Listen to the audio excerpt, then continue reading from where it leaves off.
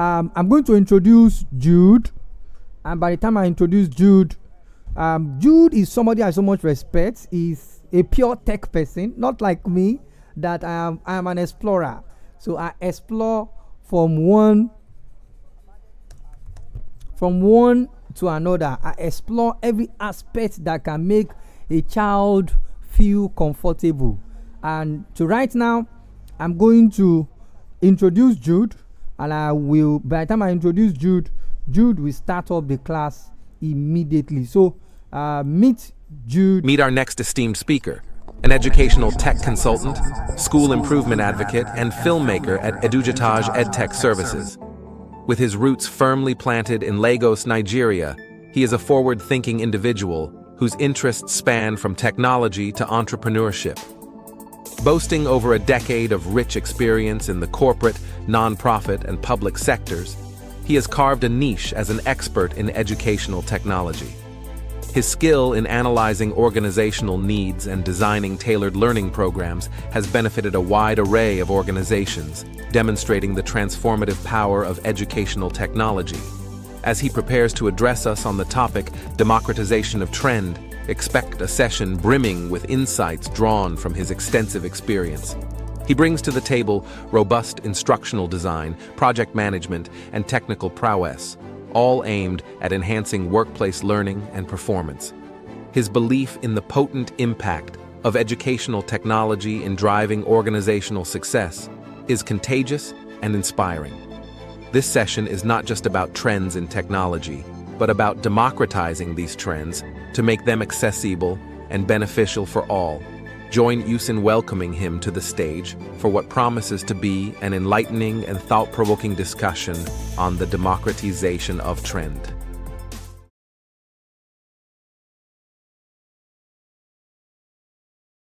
Can we please let's welcome Jude immediately. I am going to unmute the mic so that he will be able to speak right now. Okay, can you hear me? Yes, we can hear you. Okay, Mr. Eben, thank you so much for this introduction, and welcome everyone to 2024 Tech Year. So I call it a Tech Year, or a year of witty inventions. So as much as you're going and creating new things in tech. So thank you so much, Mr. Eben. I would like to share my slide. 1 minute.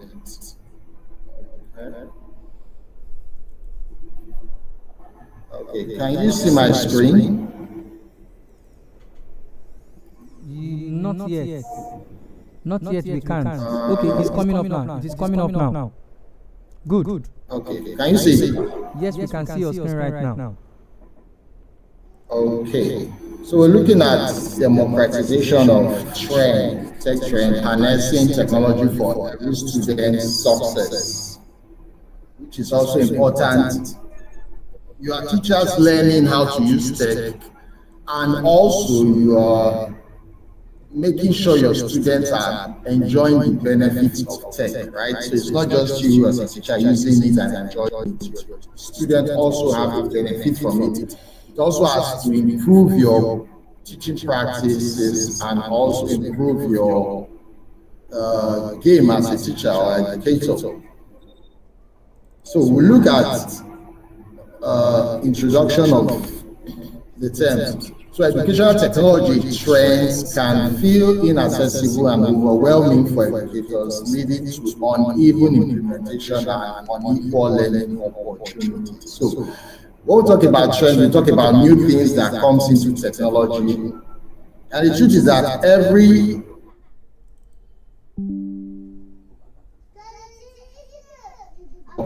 before any new technology comes out, but now it's almost like 3 to 6 months you will hear a new tech that comes out, and sometimes it might not even be in education, it might be in a different field, it might be in crypto, it might be in AR, VR, it might be in devices and gadgets, right? So, but you find out that every 3 to 6 months, new technology comes out. And even your phone, you have iPhone 15 Pro Max now, right? So every year you see new phone. Sometimes it becomes nauseating buying a new phone every year, right? Because who budgets for that? Though some people are into that, they like buying new gadgets every day. So you see every you see a new trend that comes out. Now, in educational technology, when there's a new tool for educators or for teachers to use, sometimes it becomes too much for a teacher to start assessing in terms of following up or meeting up or trying to use those new tools, because why? You have not even completed using one tool and another one is coming out and they say it's good for this, and you find that you are overwhelmed. So the best way to see it, right, is to become like Mr. Eben said, an explorer. Explore. See it as a way of having fun with these new ideas, with this new tool. You might not know which one might benefit you, right? You might not use all the tools that come out in the next track 2024, but there might be 1, 2, 3 that resonates with you and that makes your work easy. So that's how it works. I follow trends, I follow letters, newsletters, I follow blogs that talks about new tools, because I find that that's how I also become relevant in terms of what I know about tech and how I use tech, right? So you explore as much as possible, you play with it as much as possible. Nobody is going to force you to use any tool, right? Nobody's going to force you, but sometimes you come across tools that are relevant to your field and practice, and that's it. So don't be overwhelmed with it. Just see it as a way of they say catching fun, right? Just see it as a way of catching fun or just meeting up. The way you have Ashiedu, right? Every new fashion, especially for the ladies, every new fashion that comes, you want to test it. Oh, there's this style, there's this hairstyle, there's this kind of makeup, there's this. So see tech like that. Take it as a fashion statement. Any new tech you apply, you try it, you play with it, and see where it goes from there, right? The way you do behave with fashion, you can also apply that same principle or that same idea with tech, right? So don't feel overwhelmed and don't feel you cannot implement. You don't have to implement all new tech.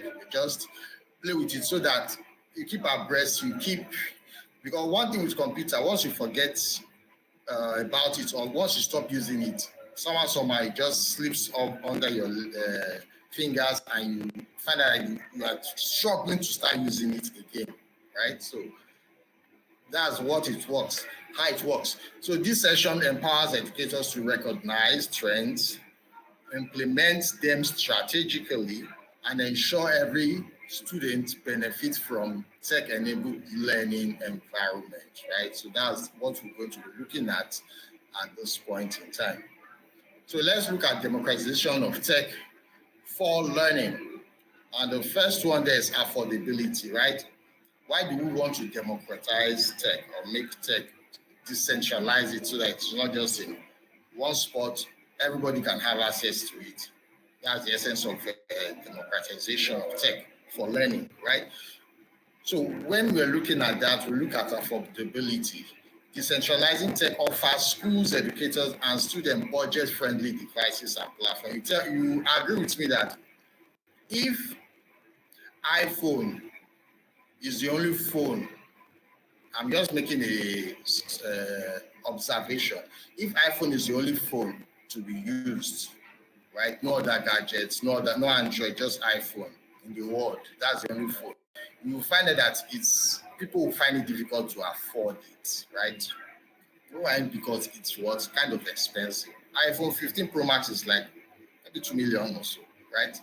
I guess 2 million. So you've not even talked about your rent, you've not talked about your other needs, and you're looking at 2 million to buy a phone, or maybe 1 point something million. So even for the cheapest old iPhone, is like 500,000, right? So that might be a no-no for most people who are trying to go into tech. So Thank God for Android. We have different kind of Android. Android that is even less than 100,000. And for those who don't want to go for new, they just go for fairly used, 50,000 or less, and you get a good phone that they can at least use for the main time. So affordability is very important when we're talking about how you want everybody to be a partaker of tech, whether you're a student, school, or even an educator. Very important. It should be very affordable. And we should be looking at budget-friendly devices and platforms. Platforms that are free. Very important. If the platform is free, better for you. If you have to start paying, look at ways to make that money back, or at least it makes your work easier, right? Not just paying for the platform.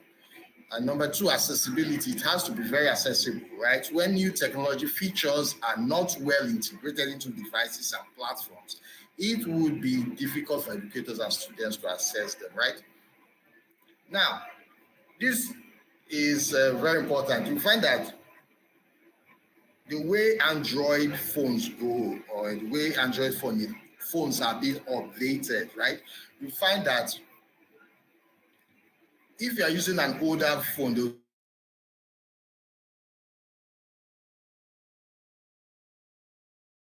these new features or this app cannot be used on older versions of Android. Why? Because it's now not accessible to the older versions. The new features are not.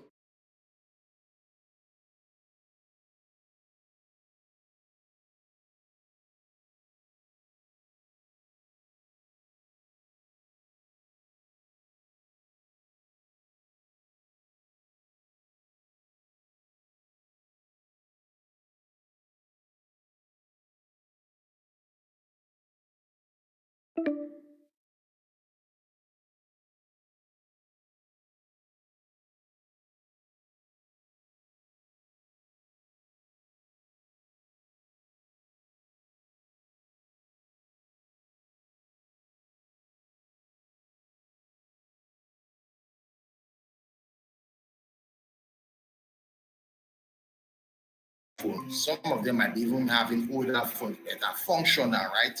But you cannot just cut them off and say they should go and get a new phone because of just a feature or a platform that requires a new phone, right? So these are things you take into consideration in accessibility. Personalization, right?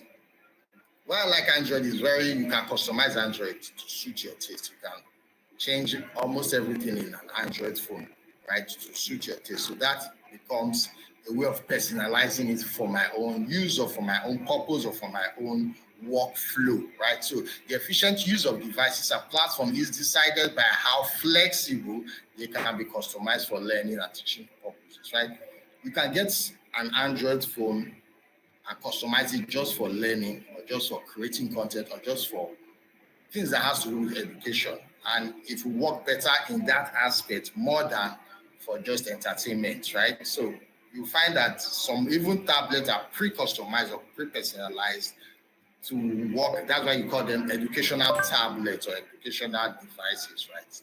They have personalized it or customized it for educational purposes. So that is important because if a device is more customized for educational purposes, it will fulfill that purpose, it will fulfill everything in line on that purpose more than just for any other usage or for any non-educational purposes. So next, we also look at adaptability. Very good, very important. Integrating technology in teaching and learning requires specific training and practice, right? For you to, like this training Mr. Eben is going on with his way of making you adapt. So it's an adaptability training, right? So it's kind of specific and also general to those who are interested in using tech or educational technology solutions. So very important that if you are going to make effective use of your device, you need to know how to adapt to it, right? For example, people that are transitioning, maybe for example, you were using one techno phone, right? And it's spoiled, and somebody just gifted you iPhone 15 Pro Max, right? That's like a huge step from Android to iPhone. You would have to start adapting to use the iPhone. People will struggle. Some people don't. I know people who say they don't like iPhone because it's too rigid in terms of how they want it flexible or customized, right? Everything has to be security, right? Which is what iPhone represents most times. So most times people switching from iPhone to Android or Android to iPhone, sometimes if they have been in one ecosystem, iOS ecosystem for too long or Android ecosystem for too long, switching might become a problem. So you need training, you need a little bit of understanding towards migrate both platforms. So the adaptability in learning is very important. People should be able to adapt to the new tech or adapt to the platforms you are making it possible for them to learn or teach. So let's look at goals of trends. The goals, why are they trends? Why do we have a lot of learning trends, a lot of edtech trends, a lot of technological trends? Why? So, and how do you perceive them? How should you perceive them? Number one, by keeping abreast of emerging technologies, educators can make informed decisions about adopting new technology, edtech tools, improving their teaching learning processes, and leveraging technology for professional growth. So that's the reason you should actually follow trends, right? So that you can adopt new tech tools, you can improve your teaching and learning processes. You can also leverage technology for your professional growth. So that's why you follow trends. So don't get overwhelmed. Just put it at the back of your mind. I'm trying to adopt a new tool, or I'm trying to improve my teaching and learning process, or I'm trying to leverage technology for my professional growth, right? So that alone keeps you motivated, following or trying to be a tech enthusiast. So let's look at growth of trends, right? Or growth trends. And improve your teaching. We're looking at between 2023 and 2026, right? That was like 4 years, right? In between. So the areas that have been very talked about, that has been seeing growth trends, even in across all sectors, in schools, in banks, everywhere. The areas that have been we've been looking at AI, data analysis, big data, reskilling and upskilling. You see teachers who were just classroom teachers, they just took a data science or a data analytics or visualization course, and they just changed job or they just became a management staff. So that is like reskilling and upskilling mode. So in under a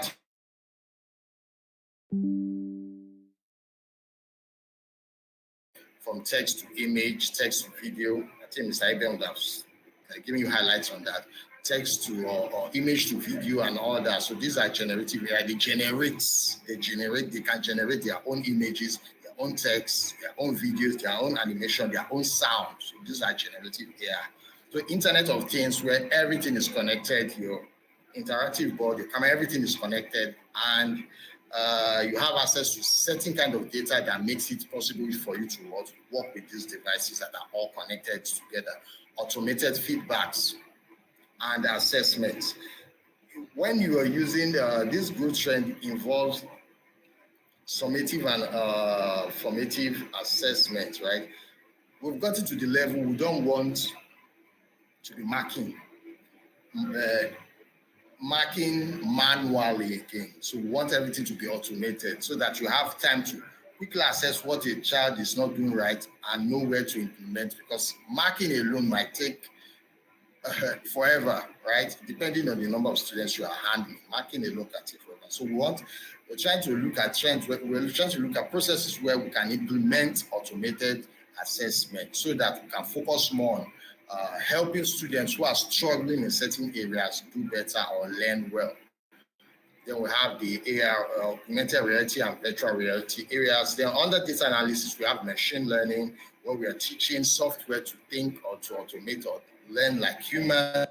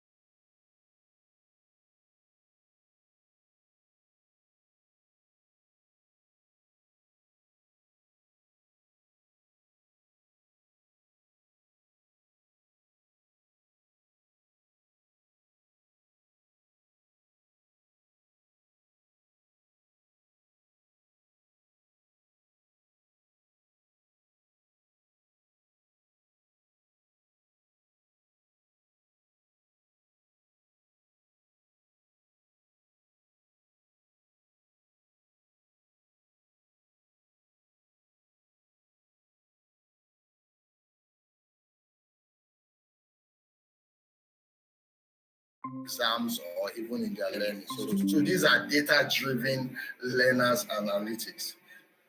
Then you have visualization of data. I mean charts. You have charts. If you are used to Excel, you have charts, right? So how to use charts to actually explain certain information about certain kind of data, right? So talking about student data, what would be best charts to represent students' learning or student assessment and all that? So that is where it becomes what data. That's where data analysis comes into play in our trend. Then you have big data. Big data means lots of data, not just small data within a school. You are talking about data across the globe.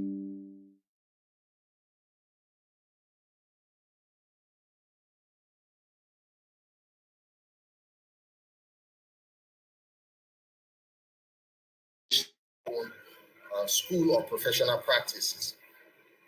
Now you have your blockchain technology. That's where you have your crypto and all that.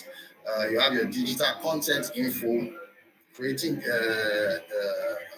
generative AI content or your own personal content tailored for learning.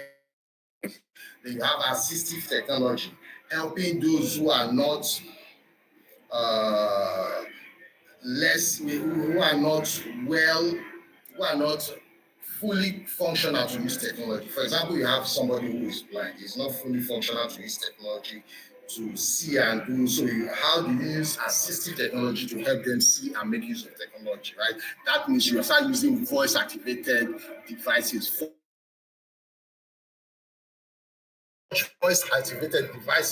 to make it possible that the person enjoys that device, not just working like Siri or any Cortana and all that. The person actually enjoys every function of that device with assistive technology on voice. For people who can't hear, how can they use their eyes to navigate through technology? For people who are handicapped one way or the other, how can they actually use any other part of their body that can interface with technology to enhance the functional use and enjoy technology, right? So you have intelligent LMS and SMS, learning management system and school management system. So we're looking at systems that are actually going to be intelligent in terms of the AI has been integrated into them in terms of it makes it possible to analyze data in that system. It's possible to what? Tweak certain information in that system that makes it, that gives suggestion on the best way to what? Implement things in your school. How can students pass maths well? Or how can students pass maths in a specific topic, English, different ways that it can be implemented. That's what I've called them intelligent LMS. The student can take an exam in your LMS, right? What happens is that student you give them 10 questions and they fail 5, right? An intelligent LMS will tell the system or tell the students, because you have the teacher's end and the student end, tell the students, go and read so topic so that you can understand this topic or make recommendation on the next thing to do with their scores or with their grade. Okay, you got 5/10. Okay, the parts that you failed, questions, go and read this topic so that you can understand these topics better. So you have intelligence in making suggestions, like your shopping cart. You go to Jumia, you go to Amazon, and it's telling you on point that because you are buying a book, you might need a book cover or you might need certain other materials that you didn't even suggest. So that is the kind of intelligence system we're looking in LMS and school management system. They will have reskilling and upskilling. So teachers will be reskilling and upskilling to become prompt engineers, to become personalized learning experts, to become data science and analysts, and also to become AI content digitization experts. So these are growth trends we're looking between 2023 and 2026. Because we can't project too far, 10 years, no. Just look at the first 4 or 5 years and see what works. And these are the trends that will likely be relevant between this period and this other period. And most times, most of these trends will outgrow each other and become or evolve into something else. So that is how we follow trends and how we follow follow up in technology or educational technology. So we look at how do you select a tool that you want to implement in your school. How? So look at two selection criteria. Number one, look at the function, the context, and the usability. Under function, we look at, can this collect amounts? What kind of data does it collect? What can we visualize the data, and can it deliver content? For example, like what they call it, we're using, if you want to adopt Google or Zoom or Teams in your school, right? Let's look at that, any of those tools, right? What is the function? Can they collect data of participants or students? Can they visualize such data? So these are you filter to select the best tool to use for your school. Can they deliver content? Right. Google Meet delivers content. What kind of data can it collect? How can I use to search data and visualization? Then we look at the context, right? What kind of setting is there that will enable me to use any other extra devices like a camera or a headset and all that? Population. Zoom or Google Meets, I think the maximum, if depending what you are doing, if for the free version is 100, so can it go up to 1,000? Can it go? So it depends. You look at scenarios that will make you use a tool and implement it. Geography, language. Some tools will just be focused on English. If you want to use it on Yoruba or any other language, it will not allow you. So you look at that kind of functionality. Then subject matter. What kind of subject matter can I teach with this tool, right? So you're looking at Google Meet. What kind of subjects can you teach with Google Meet? And how can it help you teach that subject effectively? Because Google Meet, like we were saying, like you don't know or should know, you can teach some subjects better in Google Meet than other subjects, right? You can teach some subjects better in Google Meet than other subjects. Then you look at cost, usability. Under invisibility, you have costs, adaptive capabilities. How can you adapt to other functions? Integrative capabilities. How can you integrate it with other hardware or software or platform? Connectivity. How can it connect? Can it connect to just only 4G, cannot connect to 5G, or it can connect to only 3G, cannot connect to 4G? So you look at, and how can it connect with other software or plugins? Their hardware and software. What kind of hardware will? Some software will tell you your system is old to use it. Right? Some software will just tell you point blank, this hardware does not meet the specs for this software. So that means you have to change your hardware just to meet the usage of that software. So those are things we look at when we are tool selection criteria. So let's look at recognizing trends. Staying informed. How do you recognize trends and how do you meet up? Like I told you, use tech trends or tech trends or educational learning trends. Actually, it's like your fashion, what you do in your fashion. Change clothes, you look at the latest style, the latest design, and you want to play with it, you want to implement it and see what it looks like you. That is how it is. So with STEP, what do? You stay informed, you look at curated resources, blogs, podcasts, conferences, professional network. And most of you will benefit from also social media, Facebook, LinkedIn, Instagram, and all that. You benefit from it because why? You have people who are always, if you're in a group, you have people who are always talking about that same thing over and over again. So you get different perspective from using the same tool.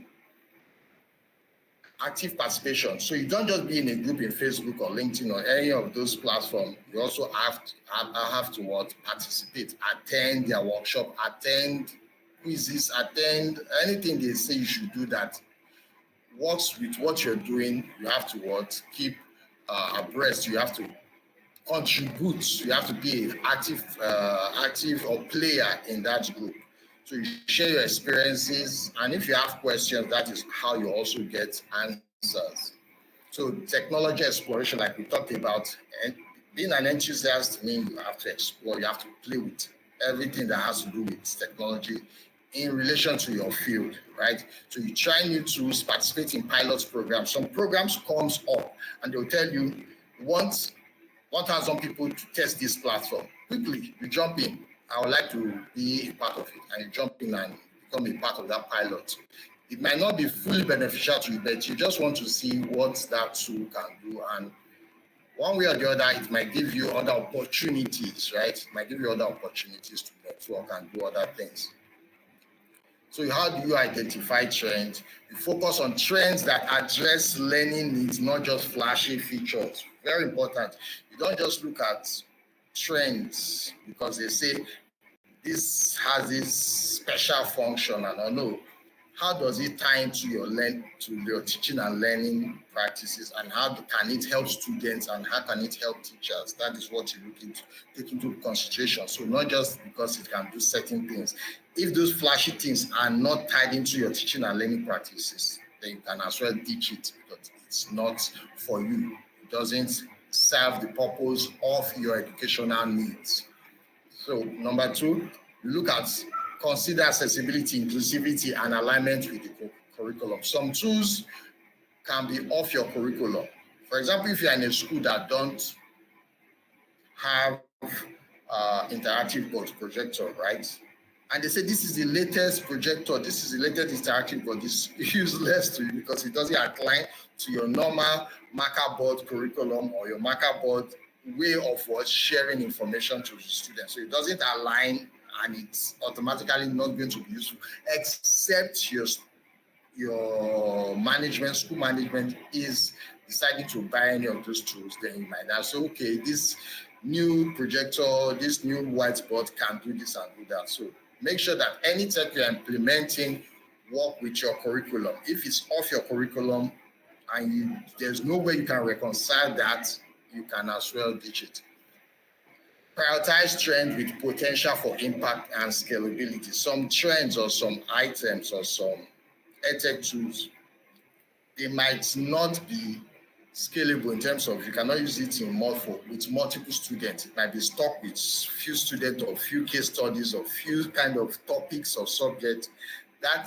We look for the trends that give us maximum benefits. That is the truth. Look for trends or look for tools that give you maximum benefit. If you have one tool that can only teach maths, right? And you have another tool that can teach maths, English, and maybe 10 other subjects. Which one will you go for? You go for the one that can teach more subjects than just one, right? So look at how scalable can it be? How can you stretch that to make impact, right? So you look for what? Impact and scalability. Now let's look at implementing trends, right? So planning and preparation, very important. You have to plan and prepare. Analyze the current learning environment and identify areas for improvement. Analyze the current learning environment and identify your learning environment. You look at what you need, what you are lacking, what you are not benefiting from, or what is not helping you teach better or students learn better, right? You analyze it and identify where you need to improve on, what tools you need to improve where there's lapses in your learning environment.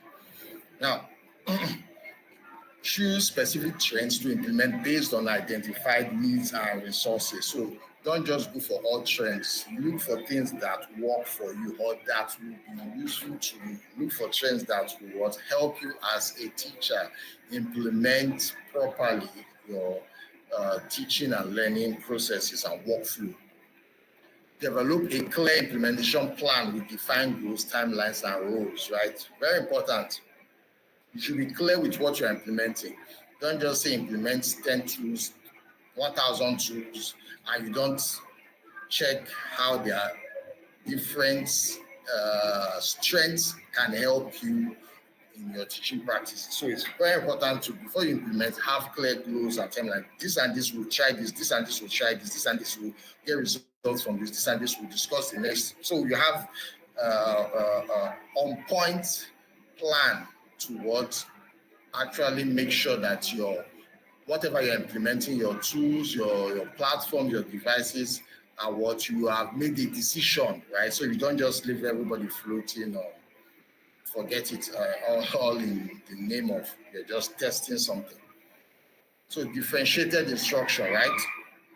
Number one, adopt technology to meet the diverse needs of all your learners. You know your learners, you know where they are strong and where they are weak. So you look at tools that will meet or we at least be able to help them as much as possible in the various needs.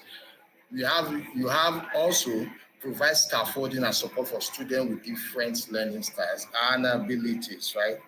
Some students will struggle with some tools, while others will just use it, depending on how versatile they are with using tech, right? So you find that some tools that are difficult to use, you need to support those students. You might have a special extra class for them to teach them how to use that tool. Even for teachers, it applies. Some teachers are good with using certain tech or platforms or tools, and some other teachers will struggle, right? That's why you have what the adaptability training and all that. So you have this child that is struggling to use a particular tool, you might just have a separate class and teach them step by step. General class might not work for such students. You just need very specific class for helping those students adapt to those tools or platforms. Now, ensure accessibility for students with disability. So if you have students with disability or special needs students, you have to also take them into consideration when you are using it. For example, you have a desktop computer, right? And every other student is using the desktop computer or their desktop with the same settings in terms of Windows settings, right? And this child is having, there's children who don't like colors. What do they call them? Is it autistic student? They don't like colorful backgrounds and all that. It gives them this, it triggers something, this photosensitivity, and then it triggers it. So you need to system they will be using, you might need to just dial it down to change their color to mono color so that it's not too bright, too flashy colors on their system. So that is what you have taken into consideration that child's special needs case and also tweak their device to suit their ability to use that system. These are all in the settings. You have Windows settings that helps you tweak your computer to any need of most special children. So look at overcoming barriers. How do you overcome barriers? How do you overcome challenges? Which is very important. Number one, fear of failure. Don't be afraid to fail. Everybody fails the first time. Everybody fails the first to 10 times, right? So there's no shame in failing in using tech. Just keep using it and you get a loop on it. Right? Normalize experimentation, always experiment and encourage learning from mistakes, right? So don't just say, oh, you have failed, so you cannot use this tool. When if you understand how to use it, it might help you more than every other tool that you think you can use easily. Equity concerns, address potential biases in algorithm, ensure equitable access to technology for all students, right? Sometimes we don't have power over algorithm or how the algorithm works, but understanding how the algorithm works, especially on social media, so that we know when to post, how to post, and things to put on your post so that it goes viral and all that. So these are what you also, that has to do with algorithm, right, of that social media. So you might not have power over the algorithm of a platform, but you need to understand how it works so that you can take advantage of it. Knows the kind of post it pushes forward, knows the kind of post it will not push and all that. So these are algorithm potential.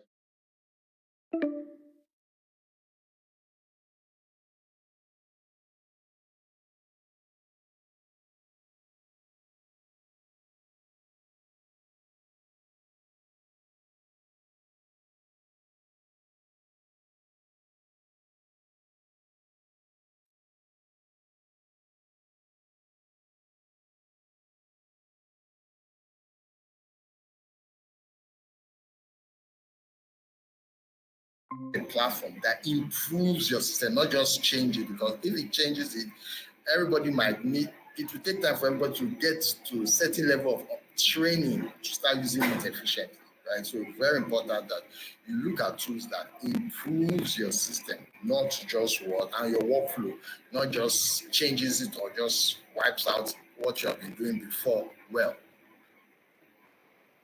and lack of confidence, provide professional development and peer support to build. So you can have in a school that you want to implement tech. You know those who are already good at picking up tech, right? Those are the first learners, or how they call it, the pioneer learners, right? So what you quickly do, you put the other team under them, people who are not too good at using tech under those pioneer learners, right? You divide them and make sure that there's up-to-date meetings on how they can improve using a platform or using a device or using a system that is tech-based. So ensuring equitable learning outcomes. Number one, data-driven decision making. We've talked about it before. Make sure that you generate enough data from your students' learning processes to the point that you can actually make good decisions on them and make know what to tweak within those data to actually improve your practice, especially for terminal exams. If you have enough data on your terminal exam mode, maybe your pre-exams, automatically you know where students are struggling and how to help them because you have enough data to make informed decisions. You're not just making it out of guesstimations. So use automated, formative, and summative assessment to provide real-time insight into student understanding and learning. For example, you want to score students on a 50 OBJ question, 50, right? You want to score them, which will be efficient for you as a teacher to put it on a CBT where you can see their scores immediately once they finish the exams. So you know what to do. You quickly see the questions they failed and the questions they are struggling with. Or you give them on paper and start marking. And after marking, you start looking at who did well, who did not do. You find out that you would have spent more time marking more than helping your students. That is one of the biggest problems we have in schools as educators. You spend more time marking and doing all that than helping your students with that. And you find out that before you know, this child might not even be helped because of the number you have in classes. So why not automate the assessment and quickly see where you can help the students by analyzing the data, right? And then you can also draw charts from the data too. So cultural responsive teaching, integrate technology in ways that are relevant to students' background and experiences, right? Know what your students already know about a particular tech tool or platform. Know what they already know. It's very important because if you don't understand their background or level, you might just give them something that is off scale for them to use, or something they will struggle with trying to use and not even achieve the main purpose of learning using that tool. Understand your student needs, interests, and learning styles can help in choosing the right technology. I talked about the special needs students. So if you understand that this child is struggling with this aspect of technology, maybe too much light, sound, and all that, you can just tweak the device for that child and they are good to go. Employ repeatable activities that can be leveraged regularly regardless of context and content, and provide predictable experience for students. Don't give your students, or don't try to implement things that will change the learning experiences of the students for worse, right? For example, if you are used to using Google Meet, or you are used to using a particular app, right? Make sure that the process of using that app, you have mastered it, and it's a straightforward flow. You can say number one, do this, number two, do this. They can wake you up from sleep and say number one, do this, and the person will get the workflow and use that app, right? Don't use platforms or app that there are too many instances of adjustment, right? Where, okay, if one does not work, you have to go through another 10 to 20 ways of tweaking it before it works. Then you go to the second one. So before you know, students will get lost, or students will not. Even you as a teacher, you get tired of that system. So make sure that the activities are straightforward and you can repeat it anytime, and it will work in that processes or in that sequence, and without having issues with too many tweakings, right? Very important.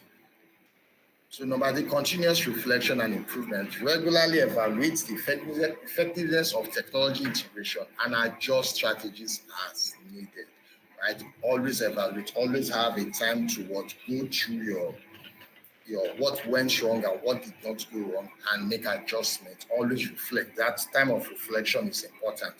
Call your teachers, even call your students and tell them, okay, this platform, what did we benefit from it, or what are the challenges and what did we enjoy? So you weigh pros and cons and know where to make adjustment or change. Determine what outcomes you want to see, right? Don't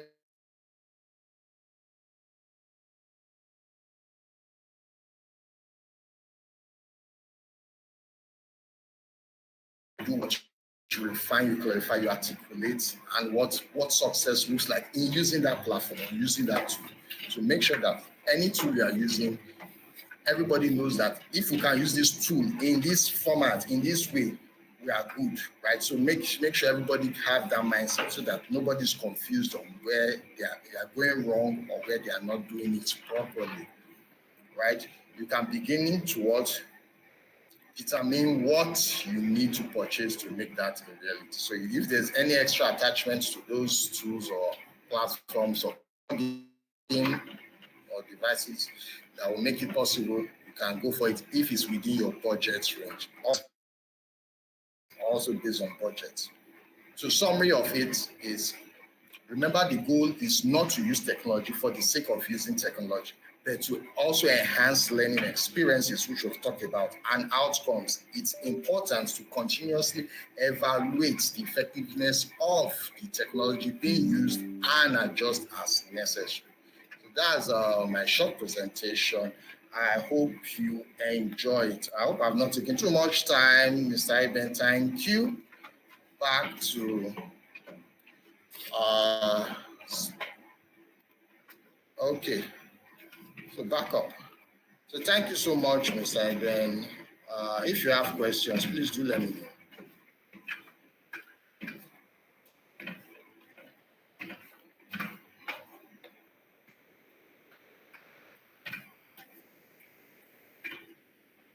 If you have questions, please do let me know.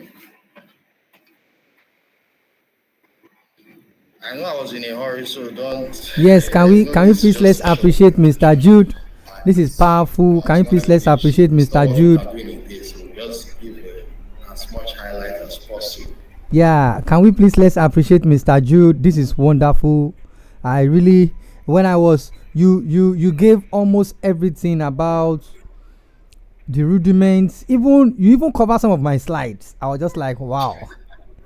You even cover some of my slides. I want to. I didn't even know.